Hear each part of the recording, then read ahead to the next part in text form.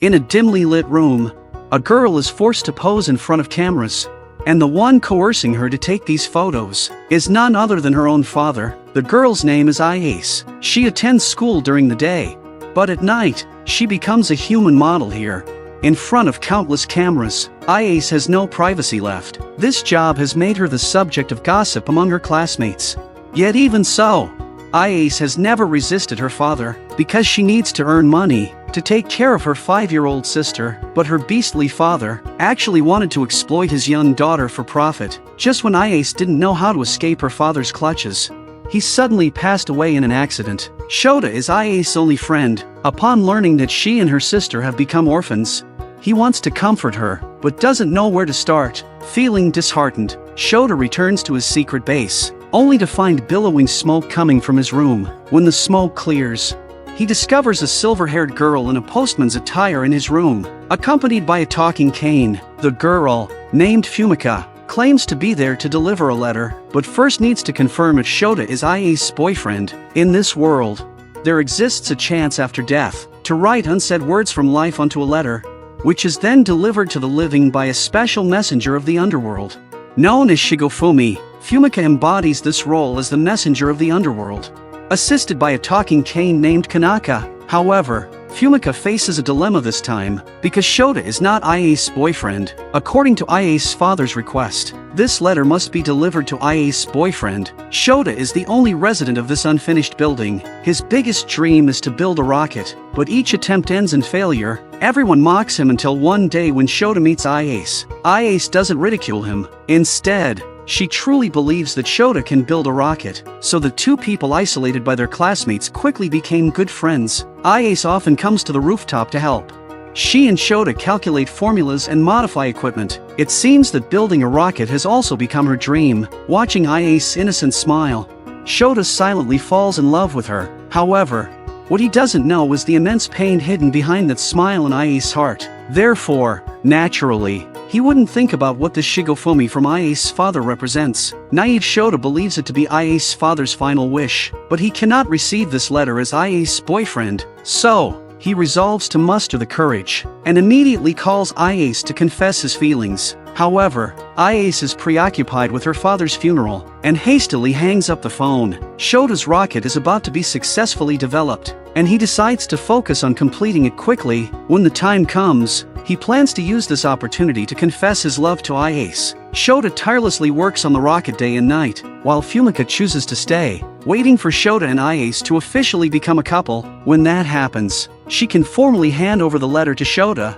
Finally, on that day, Shota, who had never been supported by anyone, actually succeeded in building a rocket. Shota wanted to share this good news with Ice, but at that moment, he noticed the letter that Fumika had accidentally left behind. Driven by curiosity, he read all the contents of the letter. Shota is shocked to discover that this letter is not a farewell message at all, but rather a letter from Ice's father accusing her of killing him. He wants Ice's boyfriend to help him expose Ice. Shota was unaware of what Ice had been through, but he couldn't bring himself to believe that Ice would commit murder. However, Fumika told him that the dead do not lie. So, Shota rushed to Ice's house, wanting to get everything clear. Yet, when he saw Ice's usual smile, all his doubts dissipated. He firmly believed that Ice would never take a life. So Shota talked to her about the completion of the rocket. He hoped that Ice could witness the rocket launch with him, and took the opportunity to express his love. Just then,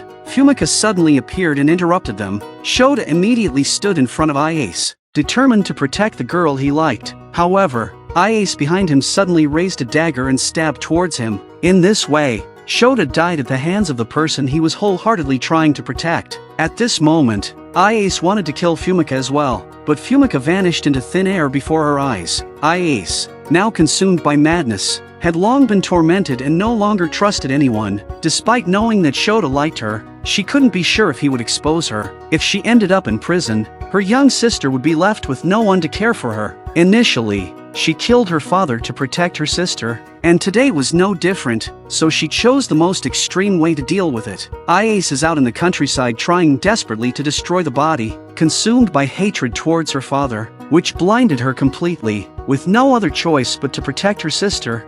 However, soon Shota's body was discovered by someone. Iase then chose to flee. She cut her long hair, disguised herself as a man, and boarded a train to another city. However, at that moment, Fumika found her and handed her a letter. The sender was Shota. Iase thought Fumika was trying to stop her, but Fumika said that the world's sins had nothing to do with her. Her task was simply to deliver the letter to its intended recipient. After speaking, Fumika vanished into thin air. As the train started moving, Iase ran off at the last second. It turned out that in the letter, Shota had not a single word of blame or resentment towards Iase. Instead, it was filled with self-blame. Shota regretted being too focused on rocket research and not understanding the pain Iase had gone through. The only regret in Shota's heart was not being able to watch the rocket he built ascend with Iase. The gentler Shota was in the letter, the more agony Iase felt. She ran all the way towards the abandoned building filled with memories between them. The only place where she had ever felt warmth in her life. When Iase saw the rocket named after her, she could no longer control herself. Bursting into tears, following Shota's recorded handwriting, she prepared to complete the rocket launch task alone. But during the countdown to the rocket launch, the police found her. Iase, at this moment, no longer resisted. She only hoped to fulfill Shota's final wish. Suddenly, a gust of wind blew the canvas onto the top of the rocket. Iase quickly pulled out a knife and rushed to cut the ropes. However, her actions led another police officer to mistakenly think she was attacking. While Iase cut the ropes, a bullet struck her chest. As the rocket launch countdown ended, the rocket bearing the names of Shota and Iase finally soared into the sky. Shortly after, Iase's sister was sent to an orphanage. Fumika also found her and brought a letter filled with longing and blessings. At every place where a life fades away, Fumika always holds a talking staff, descending gracefully from the void above. The letters she delivers contain various emotions like longing, regret, and resentment, but no matter what they convey, they are the final words left behind by those departing this world. This boy named Koichi never wears pants to class every day. It's not because he's poor, but because his classmates don't allow it. And every time class is over, Koichi's backpack gets snatched away and becomes the class's communal trash bin. Whenever this happens, Koichi can only helplessly bow his head. He dares not tell the teacher, nor ask his parents for help. The teacher is well aware of everything. Whenever it's time for class, the teacher always calls Koichi to the front to answer questions, forcing him, without pants, to embarrass himself in front of the whole class. Koichi has no friends. His only solace is the internet. He goes by the online alias Half-Dead Man, signifying someone who is half dead. Every day, he shares his experiences online, drawing a large crowd of onlookers, including his classmate Morishita. Morishita's favorite pastime is checking out the comments about Koichi. Many online users advise Koichi to speak to the teacher. Whenever Morishita reads such comments, he can't help but mock them, thinking they must be self-righteous parents. Gradually, the bullying Koichi faces at school becomes more severe. His posts attract more attention, but it doesn't change anything, because most online followers are just spectators. As part of this group, Morishita eventually realizes that this individual with the alias Half-Dead Man seems to be his classmate. So on this day, when Morishita saw Koichi barefoot, searching in the bushes for his lost shoes, he grew curious. He asked Koichi if he was Half-Dead Man. Hearing his online alias being called out, Koichi thought Morishita had come to help him. Koichi quickly knelt down and pleaded with Morishita for assistance, expressing that he could no longer bear it all. But Morishita believed that Koichi was bullied because he was too soft. He said he couldn't help him and chose to leave. However, before he could get far, he was intercepted by bullies. They had seen Morishita talking to Koichi, and mistakenly thought Morishita was Koichi's friend, deciding to target Morishita for bullying as well. Seeing this, Morishita hurriedly explained that he had no connection with Koichi, but the bullies demanded that he prove it through actions. That same evening,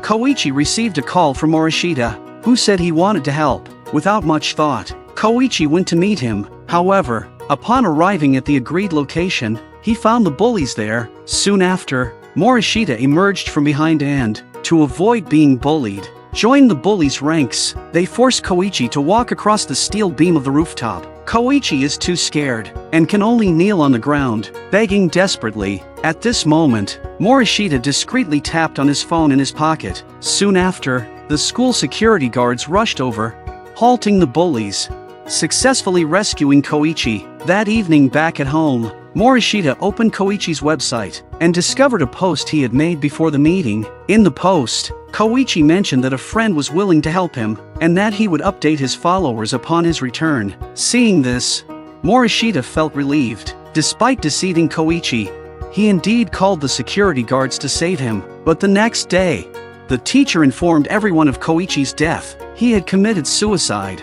Clearly under duress, the individuals responsible for coercing Koichi to his death showed no remorse. Rather, they scoffed at the situation. This incident quickly garnered media attention. Yet the teacher did not seek the truth, but instead warned all students not to speak out of turn. Soon, reporters began interviewing within the school. Yet Koichi's classmates acted as though nothing had happened, continuing to chat and laugh as usual. But Morishita still believed that Koichi was too weak, which led to his choice of suicide. However, he soon began to feel Koichi's pain, as the compasses now pierced his own back. Clearly, with Koichi's death, Morishita became the new target of bullying. The tactics previously used to torment Koichi were now directed at Morishita. Now, Morishita finally understood that mental torment is more painful than physical torment. So, he began to refer to himself as the half-dead man and started sharing his experiences online, hoping for someone to come to his aid. However, soon enough, Morishita faced a final game just like Koichi's. But this time the bullies were even more extreme. They demanded that Morishita walk blindfolded across the steel beam of the rooftop. However, at this moment, Fumika, dressed in a mail carrier uniform, suddenly appeared. She quickly subdued the bullies, and then handed a letter to Morishita. Fumika told him that she was the messenger of the underworld, and that the letter was from the deceased Koichi to Morishita. The contents of the letter were filled with Koichi's resentment towards Morishita. Koichi had regarded him as a savior, but Morishita had joined the bullies to torment him. Koichi had foreseen that Morishita would also become a new target of bullying. He wanted Morishita to truly experience the feeling of being bullied. After reading the letter, Morishita collapsed. He had thought he was helping Koichi, but instead, Koichi cursed him in this way. When he lifted his head again, Fumika had already disappeared. At this moment, the bullies surrounded Morishita once more and began to punch and kick him. But then, Morishita saw a screwdriver in front of him. In his despair, he seemed to glimpse a glimmer of hope. Without hesitation, he picked up the screwdriver and stabbed one of them directly. At that moment, Morishita's long-suppressed emotions were finally unleashed. The other two, frightened, fled in disarray. Meanwhile, Fumika, who had just delivered the letter, stood at a distance watching everything unfold. She was merely a messenger of the underworld, responsible for delivering Shigofumi to the designated recipients. She had no authority to interfere in the human world. Shortly after, news of Morishita's actions spread online, once again sparking heated discussions among netizens. Among them was a girl who had experienced similar hardships. But unlike Morishita, this girl finally mustered the courage to seek help from her parents. Surely, her life would take a different turn because of this. While this story may seem heavy, it reflects the harsh realities of life. Bullying in schools is a recurring issue, leaving victims not only with painful memories, but also with deep emotional scars. Let's hope that when faced with such situations, everyone can summon the courage to resist or to aid those in need, so that the cherished school days are free of regrets.